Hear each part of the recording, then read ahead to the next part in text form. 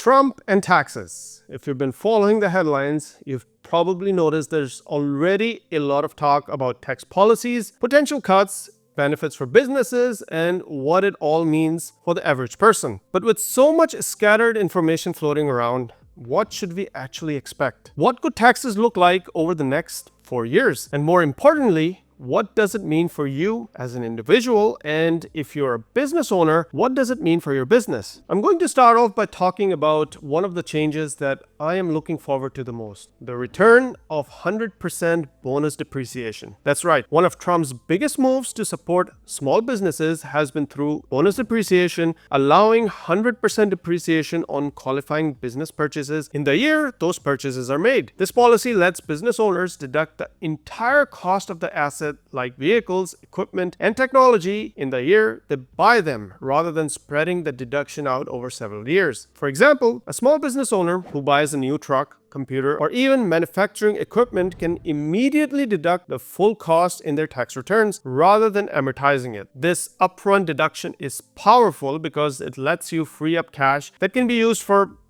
whatever you want to use the extra funds for. As you can see, the bonus depreciation went from 100% to 60% in 2024. If I have to guess, I think this is one of the first things that is making a comeback. And personally, it is one that I'm most excited about. Now let's talk about the tax brackets. There's been a lot of noise recently about raising taxes on the rich. In the past 2 years, this has been a hot topic of debate. But whether you're for or against taxing the wealthy, and regardless of how you feel about Trump, the reality is taxes aren't likely going up. In fact, if anything, they may even go down. At the heart of Trump's tax approach is a commitment to keeping taxes steady, if not lowering them. This administration is determined to maintain today's tax levels through at least 2025 and likely extend them thereafter. Now, on surface, keeping taxes stable might not sound revolutionary, but it actually has a huge impact on the everyday taxpayer. Not too long ago, tax rates in various tax brackets were as high as 39.6% at the top. Trump lowered these taxes in his first term, and under Trump's current plan, we're probably looking at keeping these tax brackets right where they are. That is 12, 22, 24, 32, and the top rate of 37%. So the uncertainty of taxes going higher is not there anymore. What does it mean for the average American? It means predictability. And with that comes the freedom to plan. Think about it. If you're running a business or contemplating a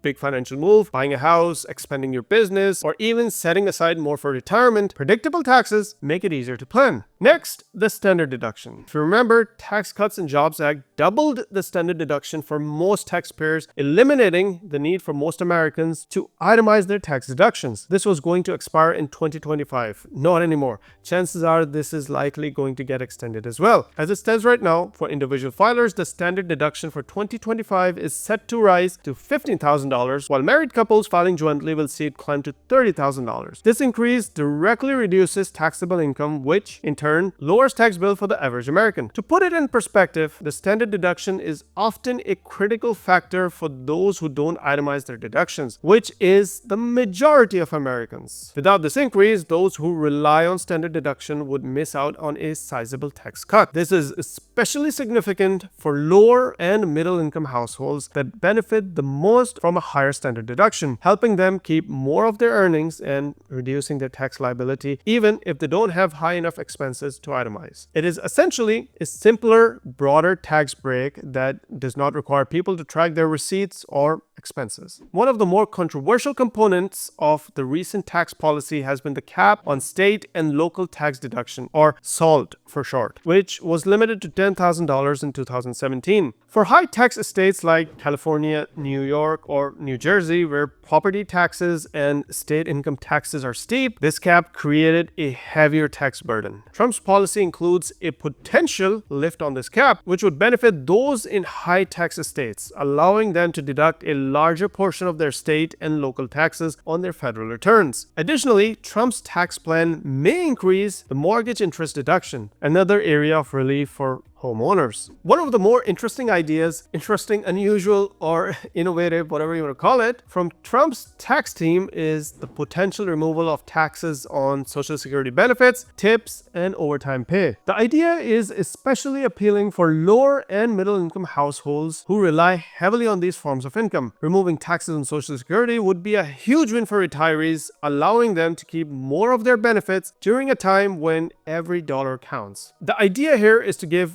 hardworking Americans more breathing room. Now, I'm not sure how quickly or how easily this will come to pass, but Trump has famously said the following: to those hotel workers and people who get tips, you are going to be very happy because when I get in office, we're going to not charge taxes on tips. He has also said that we're going to do that right away, first thing in office. Regarding taxes on Social Security, he has famously posted, seniors should not pay tax on Social Security. Again, I don't know how convinced I am of this coming to fruition, but it's possible. Another big topic of discussion is the QBI deduction, which was created in 2017 under the Trump's administration as part of Tax Cuts and Jobs Act. This provision allows certain business owners to deduct up to 20% of their qualified business income. Essentially, it's a way to reduce the taxable income for eligible small businesses, offering them a chance to save significantly on taxes. Imagine running a business that earns $100,000 in profit. With the QBI deduction, you would only pay taxes on $80,000 of that income, leaving you more resources to reinvest in your business, save for future expenses, or expand your operations. It's a huge thing for freelancers and small businesses that often operate on tight margins. Now, here's the thing. QBI is set to expire at the end of 2025.